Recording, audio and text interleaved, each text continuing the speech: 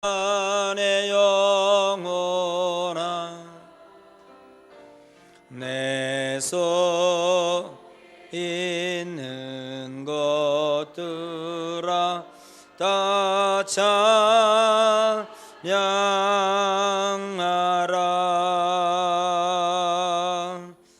할렐루야. 우리 앞뒤 좌우분들과 함께 사랑하고 존경합니다.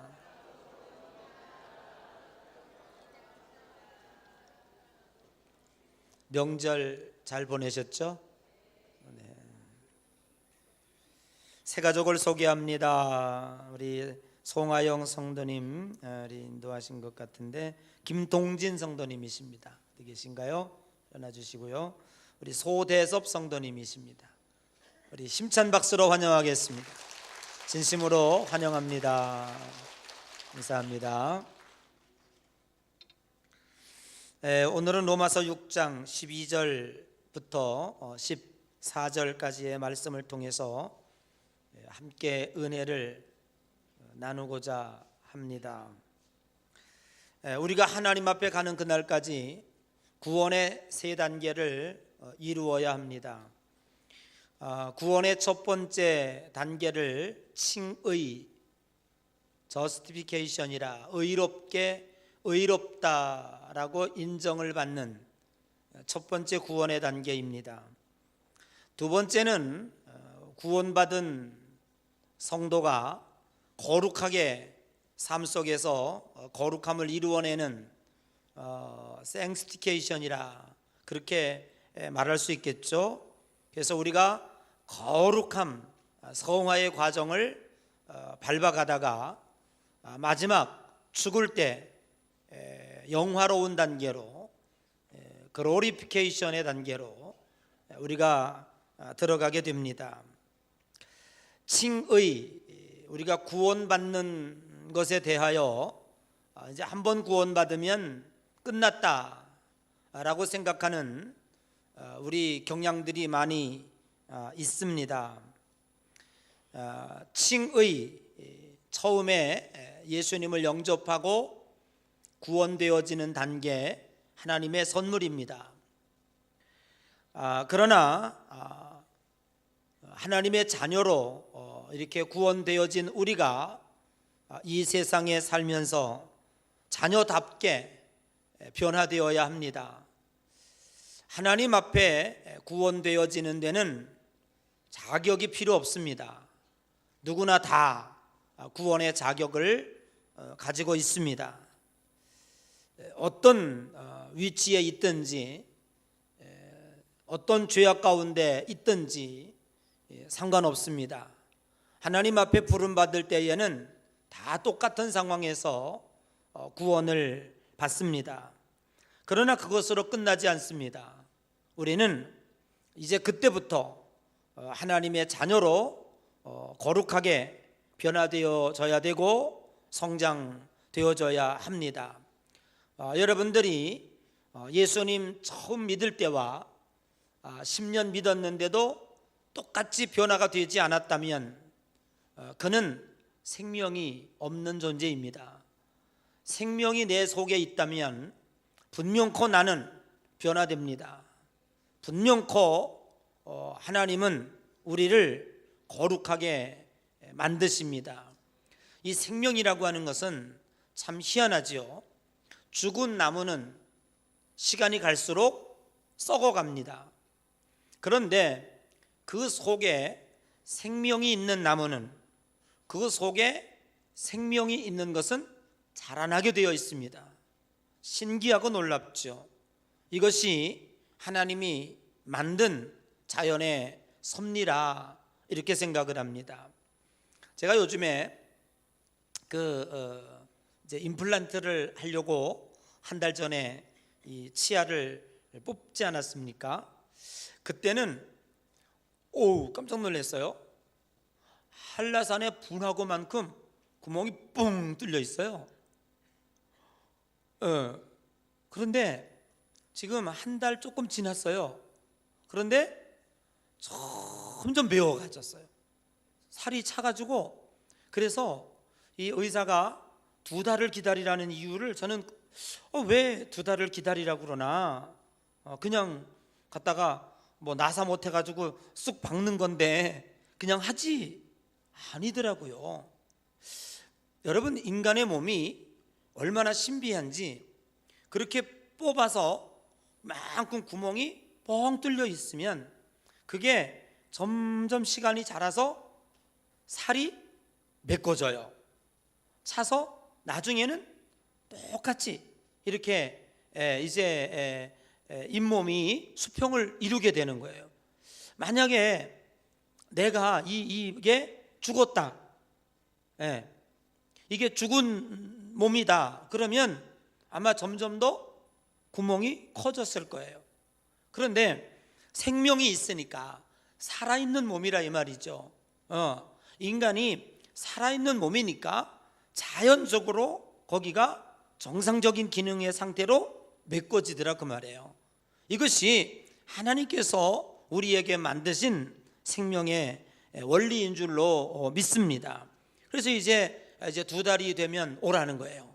그래서 가면 이제 그때 돼서 거기다가 이제 뚫고 잘 아직 모르겠지만 어떻게 하는지 모르겠지만 이제 이렇게 새로운 그 인공 치아를 이제 이렇게 돌려서 하는 것 같아요. 이렇게 끄떡끄떡 하시는 분은 지금 그 속에 이렇게 임플란트가 있는 분인 거예요.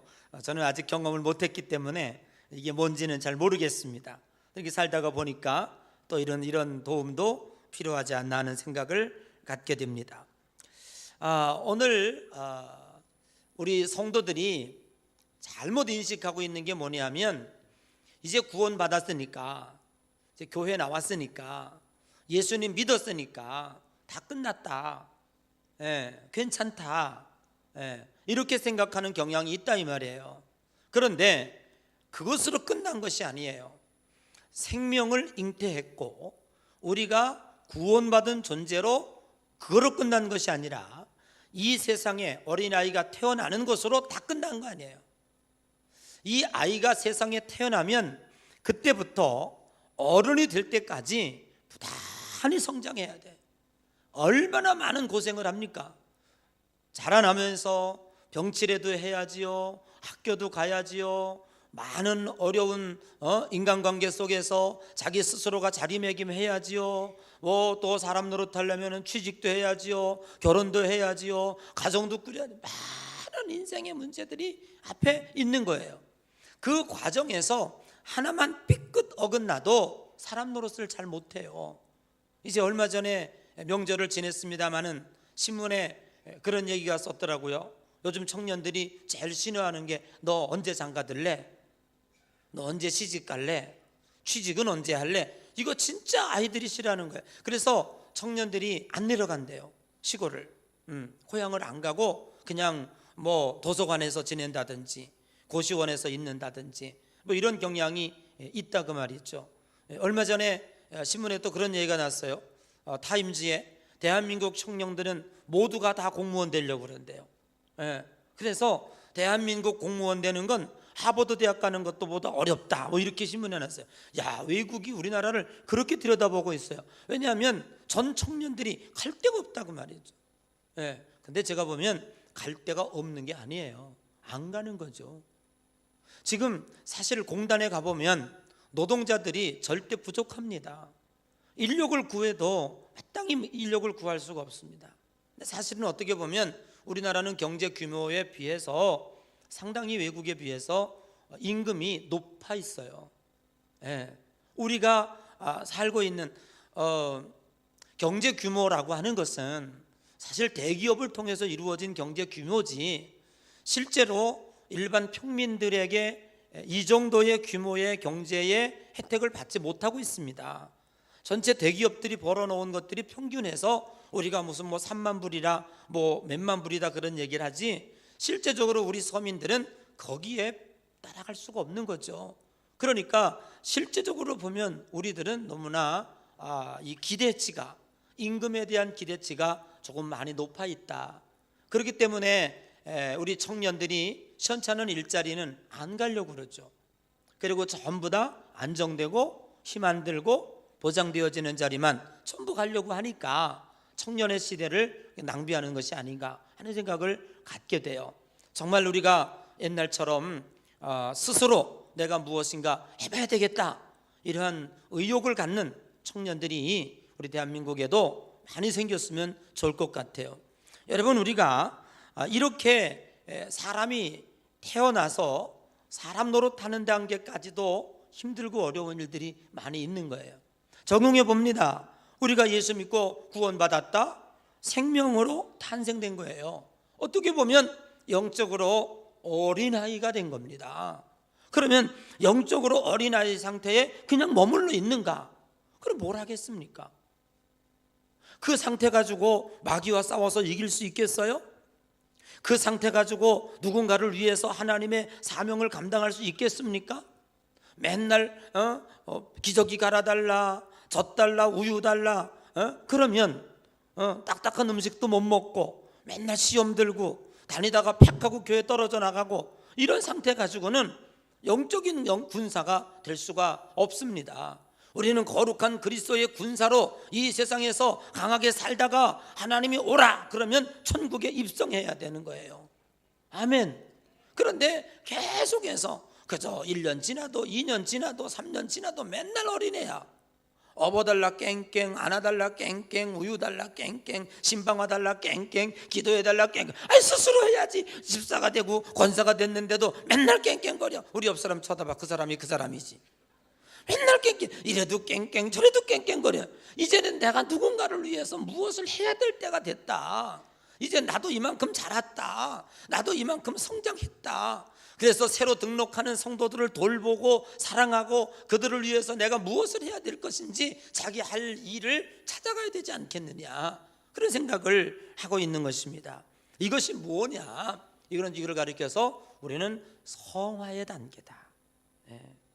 우리가 이제 예수 믿을 때에는 하나님이 조건을 보지 않지만 이제 예수 믿고 난 다음부터는 우리 하나님의 자녀가 되었으니 이제 하나님의 자녀가 되는 훈련을 계속해서 해나가야 되는 거예요.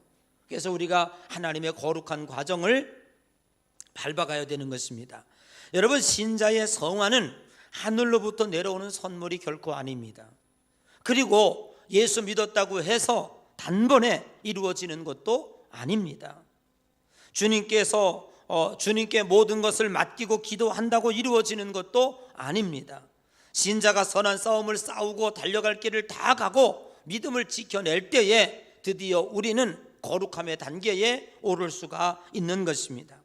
오늘 14절 말씀에 죄 아래 있지 아니하고 은혜 아래 있다라고 하는 이 말씀이 혹 우리에게 오해가 되어서 우리는 아무렇게나 살아도 우리는 더 이상 어떤 책임도 없고 은혜로 용서해 주신다고 하니 괜찮다라고 하는 생각을 갖게 된다면 그것은 대단히 잘못된 생각이다 라고 성경은 우리들에게 지적하고 있습니다. 사랑하는 여러분, 은혜라고 해서 모든 것을 묵인하고 은혜라고 해서 모든 것을 없었던 것처럼 넘어가는 것이 성경의 은혜가 아닙니다. 물론 우리가 삶에서 실패했다고 해서 죄악에 넘어졌다고 해서 하나님이 우리를 포기하시거나 하나님의 계획도 실패한다는 뜻은 결코 아닙니다. 우리가 성공하면 하나님이 성공하고 우리가 실패하면 하나님도 실패한다, 그런 뜻은 아닙니다. 한번 선택받은 우리들은 어떠한 방법으로 어떠한 이유에서도 하나님은 우리를, 여러분 스스로가 하나님을 떨어져 나가지 않는다면 하나님은 우리를 지켜낼 것이고 하나님은 우리를 구원의 단계에 이르게 할 것입니다. 분명 빌립보서 2장 12절에 말씀하고 있는 것처럼 두렵고 떨림으로 구원을 이루라고 우리를 권면하고 있습니다. 빌립보서 2장 14절에 너희 안에 행하시는 이는 하나님이시니 자기의 기쁘신 뜻을 위하여 너희에게 소원을 두고 행하신다라고 말씀하고 있습니다. 하나님은 우리를 구원하시고 우리의 거룩한 삶을 이루어내기 위하여 지금도 분발하도록 힘과 능력을 우리들에게 더하여 주시고 아무리 안타까운 환경에 있다고 할지라도 우리를 열정적으로 응원해 주고 계시다고 하는 사실입니다. 우리가 잘못된 길로 들었을 때에 하나님은 결코 좌시하고 계시지 않습니다. 권면하시고 어떤 때는 매도드시고 징계하십니다. 바르게 갈 수 있도록, 거룩하게 살아갈 수 있도록 우리를 이끌어가고 있습니다. 우리는 이 세상에서 어떻게 하면 잘 먹고 잘 살고 호화로운 삶을 살고자 하는 것이 우리의 목적일지 모르지만, 하나님은 그것이 목적이 아니라 어떻게 하면 당신의 백성들을 거룩한 상태로 이끌어서 하나님 나라 가기에 부족함이 없는 존재로 만들까, 여기에 목적이 있습니다. 여러분, 그러므로 하나님의 목적과 뜻을 같이 한다면 오늘 솔로몬에게 주었던 약속대로 네가 하나님의 뜻을 구하니 이 세상의 부귀 영화도 함께 주겠노라고 하는 하나님의 축복을 얻지 받지 않겠습니까? 오늘 야고보서 기자는 이렇게 말씀하고 있습니다. 징계가 없으면 사생자요 버리운 자니라 라고 말입니다. 하나님은 우리를 사랑하시기에 징계하십니다. 하나님은 우리를 사랑하시기에 어떤 때는 고난도 주십니다. 고난이 목적은 아닙니다. 때리기 위한 매가 목적이 아닙니다. 어떻게 해서든지 우리를 거룩한 성도로, 하나님의 자녀다운 백성으로 만드는 것이 하나님의 목적이며 계획인 것입니다. 하나님은 우리를 부르시고 구원하였으며 거룩을 이루어내시는 것이 당신의 여정입니다. 신자의 성화는 왜 하나님께 맡기는 쪽으로 방향이 바뀌었을까? 모든 것이 주님이 하시고 나는 없어져야 한다고 하는 그런 것이 곧 신앙 좋은 모습으로 변형되고 있다고 하는 사실입니다. 야고보서는 이렇게 말씀하고 있습니다. 행함이 없는 믿음은 곧 죽은 믿음이라고. 행함을 강조하면 마치 율법적이고 믿음이 없는 것처럼 보일 수가 있습니다. 그러나 행함이 없는 믿음은 죽은 믿음입니다. 행함이 있다고 하며, 믿음이 있다고 하며 행하지 않는다면 그 믿음은 아무 의미가 있지 않습니다. 우리는 이렇게 하나님의 거룩함과 성화를 방해하는 요인이 아마 이런 것 때문일 것입니다. 하나는 은사에 대한 오해입니다. 고린도전서 12장 4절 이하에 보면 은사는 여러 가지라고 말씀하고 있습니다. 은사는 하나님이 주십니다. 성령의 은사를 받는 것이 믿음이 좋거나 신앙의 우월함이나 하나님 앞에 특별히 사랑을 받는다는 것이라고 생각하는 것은 대단히 잘못된 생각입니다. 여러분, 이렇게 생각해 보십시오. 만일 내가 하나님 앞에 어느 날 기도하다가 병 고치는 은사를 받았습니다. 아마 대단한 일이죠. 여러분 모두가 다 받고 싶죠. 그래서 내가 누군가를 위해서 기도했더니 그 사람 병이 났습니다. 놀라운 일입니다. 그러면 하나님이 나에게 병 고치는 은사를 주고 신유의 은사를 주고 방언의 은사를 주고 통역의 은사를 주고 여러 가지 은사를 내게 주십니다. 그러면 내가 그런 은사를 받았다고 해서 내가 믿음이 남보다 좋다? 하나님이 나를 특별히 사랑했다? 그래서 내가 얼마든지 우월감을 가지고 이제는 됐다, 괜찮다, 이제는 천국 가는데 문제가 없다, 이렇게 생각할 수 있을까요? 이것이 문제입니다. 이렇게 생각하는 오늘날의 우리의 모든 신앙의 모습들이 우리의 거룩한 성화를 방해하고 있다 그 말이에요. 여러분, 우리가 마태복음 25장에 보면 양과 염소로 구분이 되어질 때에 염소 쪽에 있는 사람들이 하나님 앞에 항변하고 있습니다. 하나님, 어찌하여 우리를 모르신다고 하십니까? 내가 세상에 있을 때 주의 이름으로 병도 고치고 주의 이름으로 일도 하고 주의 이름으로 뭐 어떤 사명을 감당했는데 어찌 내가 모른다고 하십니까? 여러분, 여기에 우리는 초점을 두어야 합니다. 예를 들어서 하나님이 내게 병 고치는 은사를 줬어요. 그래서 누군가를 위해서 내가 안수하고 기도했습니다. 이 사람은 죽을 병에 걸렸던 사람이에요. 그런데 하나님이 저에게 병 고치는 은사를 줬어요. 그래서 내가 그를 위해서 기도했더니 그 사람이 나았어요. 네, 딱 한 분 아멘 하셨는데 그분은 그 복을 충분히 받으시기를 바랍니다. 그분의 병이 나았어요. 그러면 이렇게 생각해 보자고요. 자, 기도해 준 내가 더 하나님의 사랑을 받는 자입니까? 아니면 기도 받고 그 사람이 죽을 병에서 고침 받았어요. 그 사람이 더 하나님 앞에 사랑받는 자입니까? 생각해 보셔야 됩니다. 깊이 보면 하나님이 내게 은사를 주어서 하나님의 일을 하라고 한 것뿐이지, 내가 남보다 우월하기 때문에, 내가 남보다 특별하기 때문에 이제는 내가 아무렇게나 살아도 하나님의 성령의 은사를 받았으니 천국 가는데 합격점 받았다? 이렇게 생각할 수 있겠느냐 그 말이에요. 결코 아닙니다. 오히려 어떻게 보면 성령의 은사를 받은 나보다 성령의 은사를 받은 기도해 준 사람은 힘들죠. 피곤하죠. 그런데 실제적으로 어떻게 보면 하나님의 사랑을 더 많이 받은 사람은 죽을 병에 걸렸던 사람이 나은 거예요. 이 사람은 특별히 하나님의 사랑 받은 거예요. 오늘 우리는 이 사고에서 빨리 벗어나야 됩니다. 우리는 우리 스스로가 하나님 앞에, 내가 하나님 앞에 무슨 일을 하는 거와, 그리고 내 믿음이 고급화되고 내 믿음이 우월해지고 내 믿음이 하나님 앞에 사랑받을 만한 믿음이 되어간다고 하는 건 대단히 별개라고 하는 사실이에요. 내가 주님 앞에, 여러분 이렇게 보시죠. 내가 간단히 저 비유를 해보시자고요. 제가 목사가 되었고 감독이 되었고 하나님 앞에 얼마나 많은 일 합니까? 오늘도 사실은 이 예배가 끝나고 나면 불이 나게 달려가야 됩니다. 그리고 우리 중학년의 청장년 선교회 이 주임 예배에 가서 설교해야 돼요. 그거 끝나자마자 불이 나게 또 의정 모두 달려와서 거기 또 권사 취임 예배 제가 또 가서 설교해야 됩니다. 오늘도 얼마나 제가 쓰임받는지 몰라요. 그러면 내가 이렇게 일할 수 있는 존재가 되었다고 하는 것이 내 믿음과 관계가 있습니까?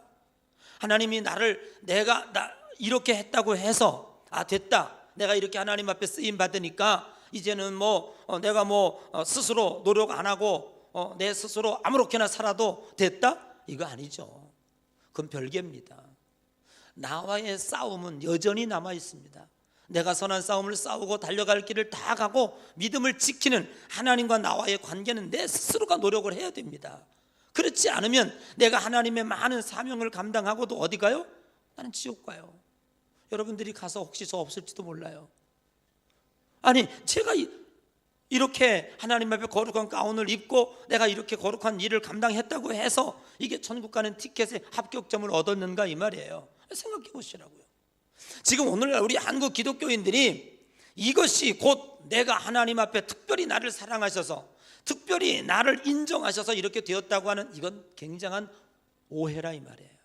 그래서 오늘 우리 스스로가 하나님 앞에 처절하게 내가 얼마나 하나님 앞에 자녀다워야 되는지, 내가 얼마나 거룩한 존재로 변화되어야 되는지, 내가 얼마나 하나님 앞에 정말로 인정받는 사람이 되어야 되는지에 대해서 전혀 그런 방법으로는 노력하고 있지 않다 그 말이에요. 여러분, 구원은 선물로 값없이 주어지지만 거룩은 내가 스스로 노력해야 되는 거예요. 싸워야 되는 거예요. 마귀와 싸우고 환경과 싸우고 욕망과 싸우고, 그래서 어떻게든지 하나님의 자녀답도록 처절하게 우리는 선한 싸움을 싸워야 되는 거예요. 이 싸움을 싸우지 아니하고는 하나님 앞에 옳다 인정을 받을 수가 없는 거예요. 열심히 하나님 일 해놓고 천국 못 가는 일이 생긴다 이 말이에요. 천국은 누가 가요? 거룩한 성화를 이루어낸 하나님의 자녀가 가는 거예요. 자녀답지 못하게 살아놓고 일만 열심히 했다고 해서 하나님의 자녀는 아니잖아요. 이 일은요, 일꾼들도 해요. 용병들도 해요. 품삯 사다 불러다가 일을 시킬 수 있어요. 우리가 주님의 이 일을 은사받아서 주님의 일을 했다는 게 합격점이 아니라는 것을 성경은 우리들에게 강하게 요구하고 있어요. 어떤 사람이 그러잖아요. 그래가지고 그냥 깜짝 천국 갔더니 조용기 목사님이 안 계시더래. 진짜로. 그래가지고 난리 났었잖아요. 그래서 지옥 갔더니 거기 계시더래. 이거 우리 그냥 웃을 말 아니에요. 그렇게 많은 일을 했어요. 여러분, 조용기 목사님이 어떤 분인지 아십니까? 한국은 잘 몰라요. 제가 94년도에 미국 갔더니요, 조용기 목사님은요 완전히 대한민국의 신입니다. 신. 그 사람들이 볼 때는 아프리카, 남미, 인도, 조용기 목사님, 다윗조, 이 사람들 입장에서는 예수님 다음이에요. 예, 그 정도입니다. 영향력이라는 게, 이 종교 지도자의 영향력이라는 게 굉장히 큽니다. 그런데 천국 갔는데 그분이 없대잖아요. 이거 불행한 일이잖아요. 하나님 앞에 은사 받아서 어떤 일을 그분이 병 고친 사람 숫자만 해도 아마 수만 명 될 거예요. 예? 얼마나 그 폐 하나 없잖아 그분이, 그죠? 하나님이 은사 주신 거야. 네가 그 고통을 아니까 그렇게 어려운 그 고통 당하는 자를 네가 고쳐라 그러고 하나님이 그 안타까운 마음에 주셨을 거예요. 그러면 그렇게 하나님의 성령의 은사를 받았다고 해서 이게 곧 거룩이냐? 아니라 이 말이에요. 천국은 누가 가? 하나님의 백성이 가는 거예요. 하나님의 백성은 어떤 사람이야? 거룩한 사람 가는 거예요. 아멘. 우리 이루어내야 되는 거죠. 좀 달라야죠. 저는 그래서 조영기 목사님 천당 가게 해달라고 기도하고 있어요 지금. 그분이 못 가면 어떡하겠어요? 네, 어떡하겠어요? 근데 속속 드러나는 거 보면 못 갈지도 몰라. 어떻게 그렇게 했을까 하는 생각이 들어요. 말도 안 되죠. 말이 안 되는 거예요. 이거는요, 우리는 어느 누구나 다 그런 유혹에서 다 자유로울 수 없습니다. 여러분도 저도 하나님 앞에 이러한 모습으로 신앙생활을 해야 됩니다. 여러분, 우리가 이런 것들에 대해서 정말로 오해를 많이 가지고 있습니다. 그래서 오늘 바울은 우리들에게 12절 우리 한번 읽어봐요. 12절 시작.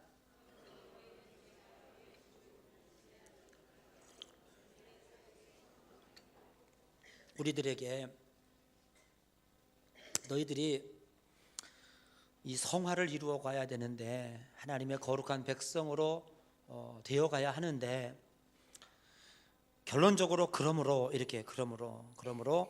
첫째 뭐라고요? 12절에 보니까 죄가 우리 몸을 주장하지 못하도록.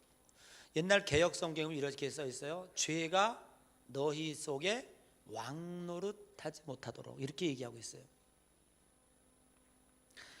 죄가 왕노릇 못하게 하라 이 말이에요. 두 가지 의미입니다. 왕은, 지금은 우리가 민주주의 아닙니까? 옛날에 왕정 시대에 왕은 생명권을 가지고 있습니다. 왕은 백성을 죽이기도 하고 살릴 수 있는 전적 권한이 있어요. 왕은요, 어떤 지나가다가 마음에 들면 저거 왕궁으로 가져와. 그럼 그냥 가져가는 거예요. 이거 우리 건데 왕이 가져오라는데. 왕은 그 나라의 모든 생명권과 지배권과 소유권을 가지고 있어요.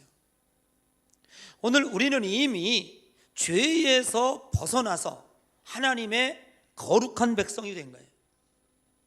성경이 우리들에게 요구하고 있는 건 뭐냐 하면, 죄가 너희를 왕노릇하지 못하게 해라. 우리는 하나님이 우리를 지배하도록, 하나님의 법이 우리를 지배하도록 우리는 하나님에게 우리를 맡겨야 할 줄로 믿습니다. 죄의 종이 돼서는 안 돼. 이게 무슨 뜻이냐 하면 이런 얘기입니다. 자, 얼굴에 두 사람이 검은 게 묻었어요, 얼굴에. 근데 한 사람은 연탄 장수야. 연탄을 열심히 나르다가 뭐가 났어? 땀이 났어. 그래가지고 자기도 모르게 씩 했어. 또 열심히 연탄을 확 나르는데 또 땀이 나. 땀 닦으려고 씩 했어. 근데 자기는 얼굴에 그 검은 연탄이 묻은 줄 몰라. 근데 나중에 알고 보니까 얼마나 연탄을 열심히 나르는지 새까맣게 묻었어, 연탄에. 근데 또 한 사람도 연탄이 새까맣게 묻었네. 그 너는 왜 묻었냐? 그렇게 물어봤더니 이 사람은 연탄이 구름인 줄 알고 바른 거야. 얼굴에 열심히 구름이라고 생각하고 발라서 얼굴이 새카매졌어요. 자, 무슨 얘기인지 아십니까? 첫 번째 사람은 열심히 일하다가 연탄이 얼굴에 묻었어요. 한 사람은 정신이 도운 거예요. 네. 여러분, 이 세상 사람들은요, 아주 미안한 얘기지만 예수 생명이 그 속에 없으면 다 도운 겁니다. 세상이 곧 구름인 줄 아는 거예요. 그게 유익한 줄 알고 세상 속에서 물질과 쾌락과 명예와 인기가 그게 곧 유익한 건 줄 알고 거기에 푹 빠져 있는 거예요. 맨날 그거 바르고 있는 거예요. 근데 결국 그게 자기를 지옥 가게 만드는 줄 모르는 거예요. 모르니까 돈 거죠. 여러분, 우리가 여기서 오늘 죄가 너희들을 왕노릇하지 못하게 하라, 너희를 지배하지 못하게 하라, 그 얘기는 뭐냐 하면 오늘 우리가 하나님의 거룩한 백성들은 어떤 자세로 살아가야 되느냐. 이 세상에 살다가 보면 이 아까 기도하신 장로님도 그랬죠. 이 하나님의 이 공중권세, 악한 사탄이 공중권세를 잡고 있기 때문에 세상은 온통 죄악이에요. 물고기가 물을 떠나 살 수 없듯이 이 우리가 예수 그리스도를 믿었지만 성도들이 죄와 세상을 떠나 살 수가 없는 거예요. 죽어야죠. 그러면 걸어 다니는 이 세상의 모든 것들이 죄 속에서 다 움직이고 있잖아요. 예. 저기를 떠나서 살 수가 없어요.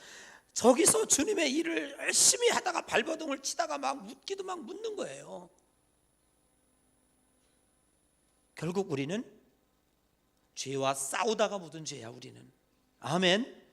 그런데 세상 사람들이 짓는 죄는 죄가 좋아서 진 거예요. 이거를 구름이라고 생각하고 바른 거예요. 자세가 다르죠. 오늘 우리가 내가 거룩하다고 하는 것은 죄가 없다는 말이 아닙니다. 오늘 하나님의 거룩한 백성이라고 해서 진짜 투명하게 깨끗하다, 이게 아니에요. 하나님이 우리들에게 요구하고 있는 것은 너희들이 죄가 너희를 왕노릇 못하도록, 죄가 너희를 지배하지 못하도록, 죄가 너희들을 이끌어가지 못하도록, 우리는 하나님의 거룩한 백성이기 때문에 하나님이 우리를 이끌어갈 수 있도록, 하나님의 법이 우리를 주장할 수 있도록 우리는 그 길을 따라가야 된다고 말해요. 거기를 벗어나서 죄가 시키는 대로 가면 안 돼. 하나님이 시키는 대로 가다가 먼지도 묻고 거명도 묻고 묻는 거예요. 그때 필요한 것이 회개입니다. 그런데 죄에게 왕노릇하고 죄에게 지배를 해서 죄가 시키는 대로 하다가 그리고 와서 다시 하나님 앞에 회개해서 그것이 없어져, 그런 게 회개의 의미는 아니라는 것을 성경은 첫 번째 우리들에게 이야기하고 있습니다. 두 번째는 뭐냐 하면, 어디를 읽어볼까요? 14절 13절 한번 읽어봅시다. 13절 시작.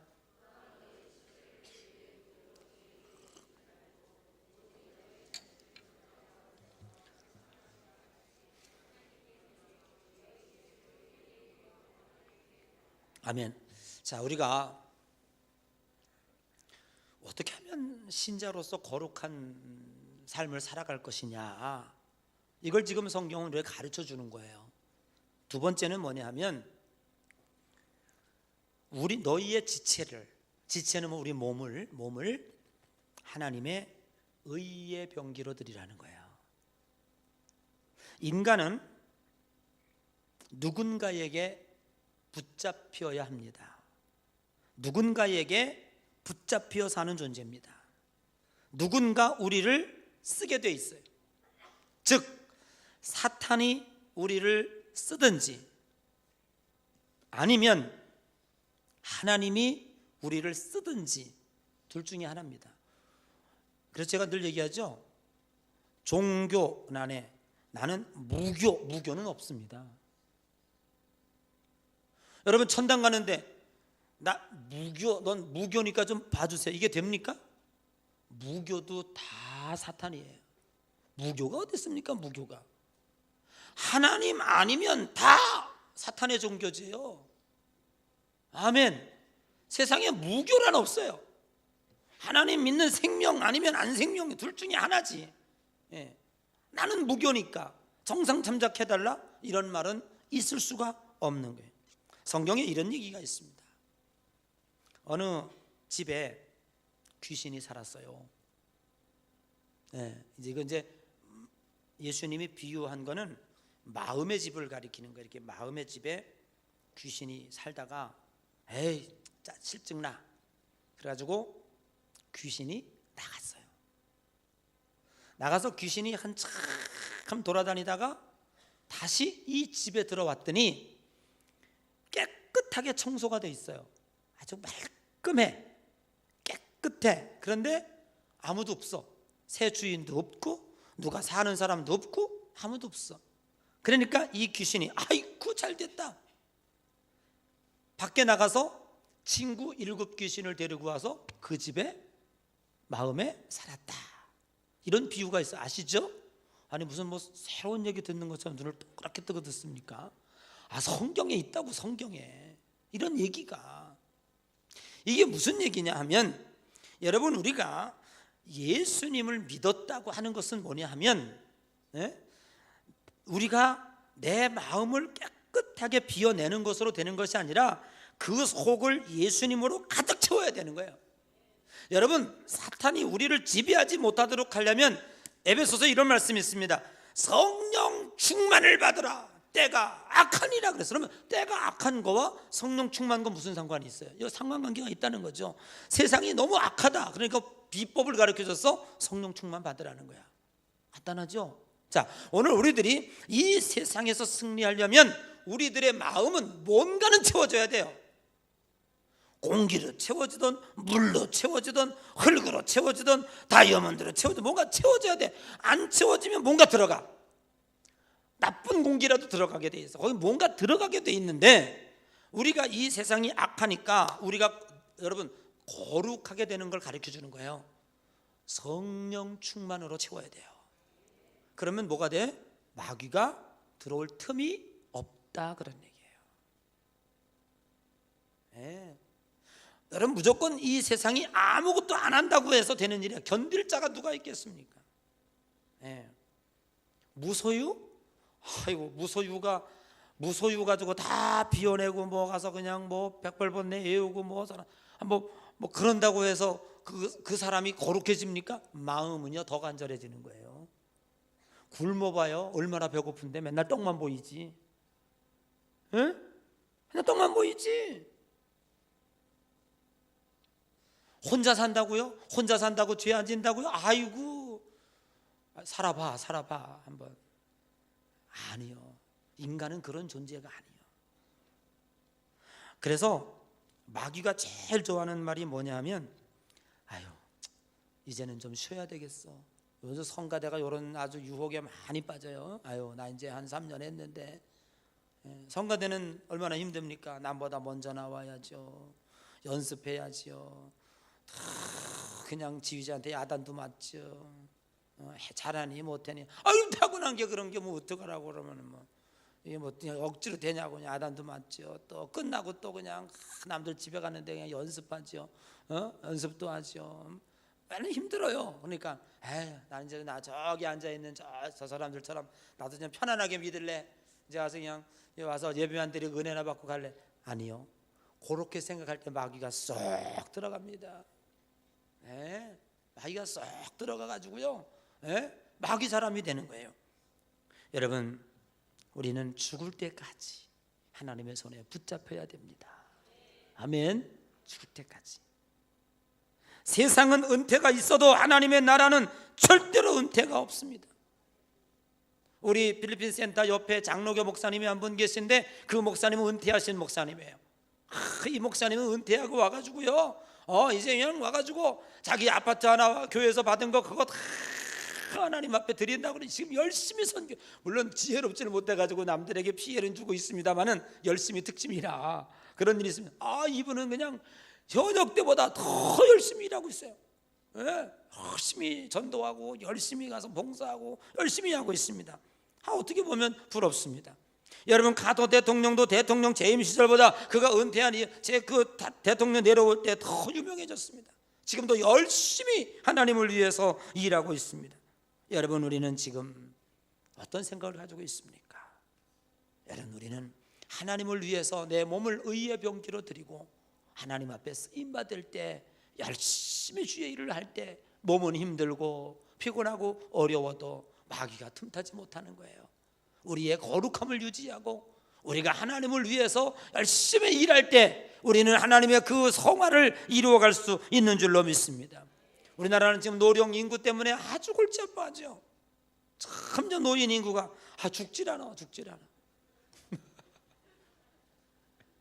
그냥 점점 노령 인구가 많아. 나라가 지금 힘들어 골치 아파요. 근데 저는요, 저를 대통령 시켜주면 제가 65세 인구를 통해서 얼마나 요즘에 잘 드시고 병도 잘 건강 유지했는지 요즘 65세가 아니요, 얼마든지 건강해. 이분들이 일할 수 있도록, 이분들이 나라와 이 공헌할 수 있도록 뭔가 만들어줘야 된다고 나는 생각해요. 이분들은요, 옛날에 현역 시절에 연봉 1억 소용없어. 한 달에 100만 원만 줘도 그냥 비슷하게 들어가고 열심히 와서 일하려고 그래. 일만 시켜주면 좋아요. 이런 분들 왜 놀립니까? 공장, 노인 공장을 하나 만들어. 그래가지고 그냥 노인들만 일하게 만드는 거야. 그리고 한 달에 100만 원만 줘봐. 그냥 열심히 오지. 이런 정책 와서 못하나? 응? 하면 되는 거예요. 왜 외국인 노동자들한테 이 일자리 다 뺏기고 있습니까? 이 건강한 노인들 다 왜 그냥 생뚱생뚱 놀리고 노령연금만 30만 원씩 주고 있습니까 지금? 그럴 이유가 뭐 하는 거지 지금? 유세합니까 지금? 그런 게 아니에요. 우리는 뭔가는 열심히 일할 수 있을 때 그 사람이 행복한 거예요. 열심히 일할 때 잡생각이 안 드는 거예요. 여러분, 오늘 우리들이 정말로 죄가 우리를 왕노릇하지 못하도록 여러분의 몸을 하나님이 기뻐하시는 의의 병기로 들이시고 하나님 앞에 쓰임받는 것에 대해서 감사한 여러분이 되시기를 주의 이름으로 간절히 축복합니다. 그러므로 예양교회 성도 여러분들이요, 봉사기관에서 열심히 일하십시오. 하나님 사업에 쓰임받는 여러분 자신이 되십시오. 하나님에게 자신을 꽁꽁 묶어두십시오. 조금도 딴 생각할 수 없도록 오직 주님만을 위해서 일하는 여러분이 되시기를 주님의 이름으로 간절히 축복합니다. 하나님이 들고 쓰실 때 하나님은 절대로 우리를 뺏어가지 못합니다. 하나님의 손에 의의 병기로 쓰여질 때 마귀는 절대로 틈타지 못합니다. 죽을 때까지 사명에 투신하십시오. 건강을 쌓아놓지 마십시오. 돈을 쌓아놓지 마십시오. 재능을 쌓아놓지 마십시오. 성화는 일상에서 이루어집니다. 존 웨슬리 목사님은 그래서 늘 설교 끝에 여러분이요, 이 설교를 끝나고 집에 들어갈 때에 그냥 돌아가지 마시고 길거리에 혹 거지가 손을 내민다면 그 거지에게 동전 한 입이라도 주고, 만일 여러분을 필요로 하는 곳이 있다면 여러분이 가서 그들을 위해서 봉사하고 집에 가십시오. 이것이 여러분을 거룩하게 만들 것입니다 라고 말하고 있어요. 여러분, 우리가 남을 위해서 무엇인가 할 수 있다고 하는 것은 그것으로 끝나는 것이 아니라 그 사람에게 내가 도움을 준 것이 아니라 내가 그 사람에게 도움을 주는 일로 인하여 내가 도움을 받은 거야. 내 영이 거룩해지고 내 몸이 거룩해지고 내 삶이 거룩해지고 내가 하나님의 거룩한 자녀가 되는 거예요.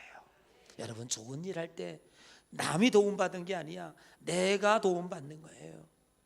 여러분, 좋은 일을 많이 해야 됩니다. 착한 일을 많이 해야 됩니다.